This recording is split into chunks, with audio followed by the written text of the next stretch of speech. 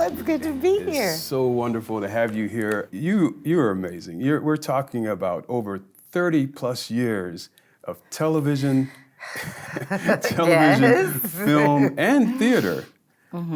It's incredible. So what do you recognize that the Theater Foundation specifically has done for you? Perhaps, I don't know, in preparing you for television and film, or what difference do you see that you have theater as a background? For me, it's allowed me to go with the ebb and the flow, and to make adjustments on demand, right on the spot, improvisation, doing sketch comedy, things that come very easily to me. I have to attribute it to my background in theater. It's the overall foundation. You got to go for it. It's live. You can't do another take. Right. So you have to trust your instincts. You have to trust that first choice that you make to do anything with. And I think that's kind of catapulted me in almost every role that I've gone for. So many of our viewers would recognize you from the early years of the Steve Harvey Show. God, the early years, thanks. Yeah. No, I appreciate it. What was that experience like? It was a magical time. It really was. It was back in 1996. And the thing that's so bizarre about that, they had shot the pilot for the Steve Harvey Show. I didn't do the pilot.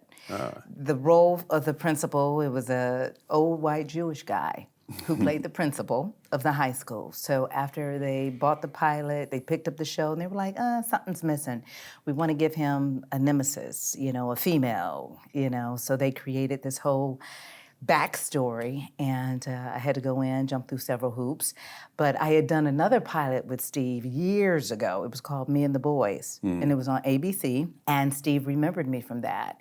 So when it came down to even auditioning for it, I'm not gonna say I had a shoe in, but I had a toe in. Because at least we had history, But it was a magical time because they were at the height of their career as the kings of comedy, he and Cedric. That's right. So, it was fascinating. That's when we used to do shows in front of a live audience. So you talk about theater. Television, especially for camera, the traditional way it's a lot like theater. You're doing it live. There's the audience, even though you have to do it a couple of times, but it's as live as going to be. And when you're working with comics, you don't know what they're going to say, how they're going to go, and you just roll with it. So I think I've learned how to be the straight man as well as the funny man and the woman in between. And so what I'm hearing also is there's that collaborative element that you have in theater as well. You're giving something to an audience and you're getting something back. Yeah, and it's not even just the collaborative with the actor in the audience, it's also the writers. So the writers are there, and it's like, oh, that joke didn't work. In between each take, they give you a new line. So it's not only being quick on your feet, but it's quick in the delivery, the memorization, regurgitating the information, and hoping that you'll get the laugh, So it's a constant being on your toes, being present, and just making it happen. But there are not that many shows that are done live anymore. Right. Everything is kind of transitioned to single camera, which I miss that audience, because immediately you would get you get that energy, you'd get the, I don't want to say validation, but in a way that's what it is. And then let's fast forward a bit. And you had quite a long run on a show called The Game, where you played Tasha Mack. Yes. There's got to be some great memories. But that's a different game altogether, so to speak, than Steve Harvey Show. Absolutely. It ran 10 seasons, but over a span of almost 15 years.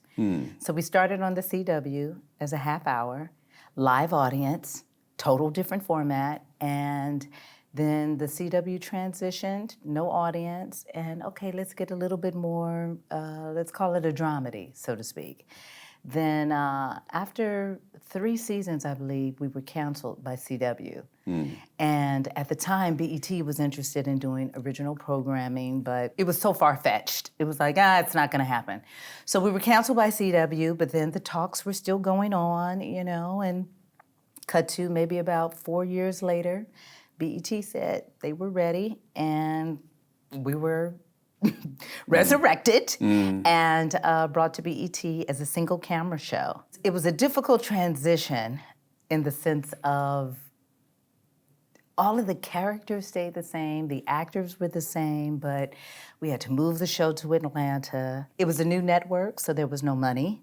So, we were working out of a warehouse that wasn't even configured to a sound stage. So it's like, okay, where are we? It's freezing, but it's like, take the coat off and it's 105 degrees in your mind. You know what I mean? Because the show was based in San Diego. Right. It was an interesting transition that kind of developed and migrated into something that's so precious and so magical, that I can barely describe it, They're still looking to do reunions about the show. And then we just got picked up from Netflix, for Netflix. Now that's so it's exciting. Like the gift that just keeps on giving. Right.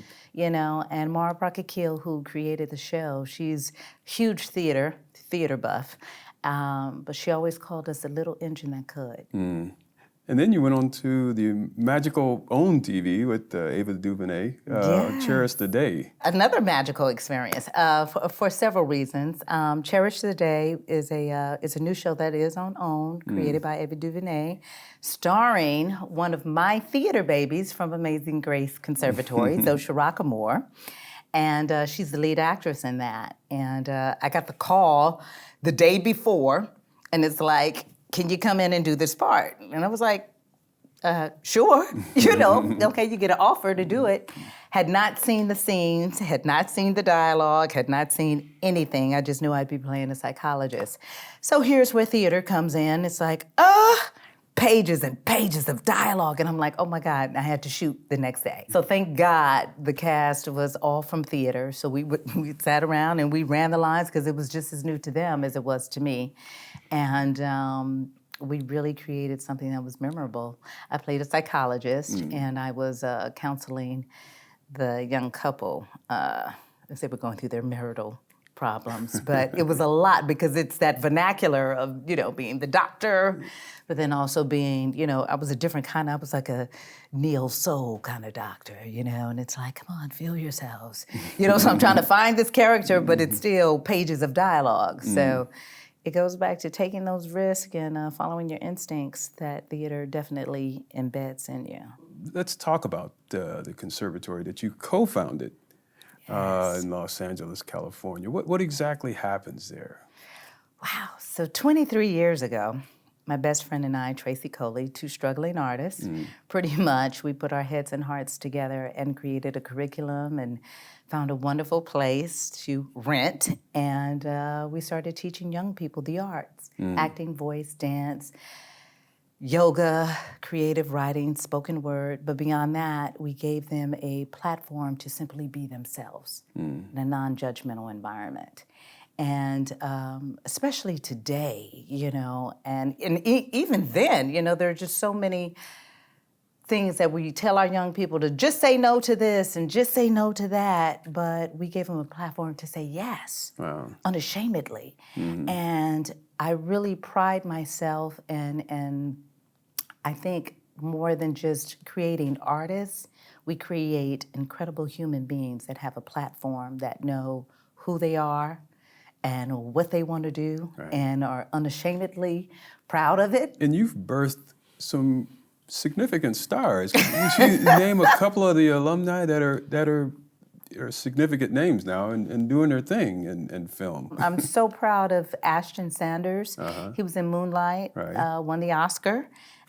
He's done Equalizer 2. He's in the Wu-Tang Clan series and has several movies on Netflix right now. But more than anything that he's done in the industry, he's created the Ashton Sanders Scholarship that goes to an African-American male, very specific. He funds it, and that's going on to higher learning in the arts, a 4-year accredited university. He's a graduate of DePaul. So he wanted somebody that's going on in that trajectory. So that's pretty huge to see a young man that's accomplished but still has the wherewithal to give back.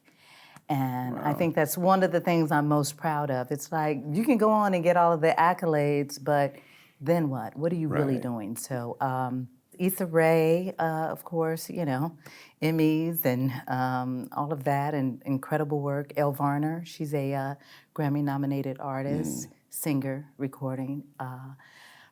Ryan Nicole Brown, she just completed Empire. She was a series regular on that, doing some incredible stuff. Christopher Babers, he's the head of Awesomeness TV. Thomas Hobson, Ovation Award winner. He's still making a living as a theater actor, Wow. you know, in Los Angeles, which is not an easy feat No to do. No kidding. He's very talented, Yale graduate. So there's so many. I know they're going to kill me. It's like, Miss Wendy, you didn't say who's who. But I just want to say, overall, I'm so proud of each and every one of them. And I do feel like the proud mom. Right. I really am. No, I mean, it seems like, I mean, you planted seeds and there's the fertilizer, but there's also the love that you provided those former students to help them develop into what they are today. That's beautiful. Thank you. You know? And it's not easy running a nonprofit. Right. There's no profit in the nonprofit. But it's the passion and definitely the purpose, and to see them transition from day one, being in class and being cloistered and here, and just to see what the arts does and what theater does is transformative work. And to see them take their bows at the end of that production, and to know that there's that sense of accomplishment, that sense of purpose, that sense of pride. It's inexplainable.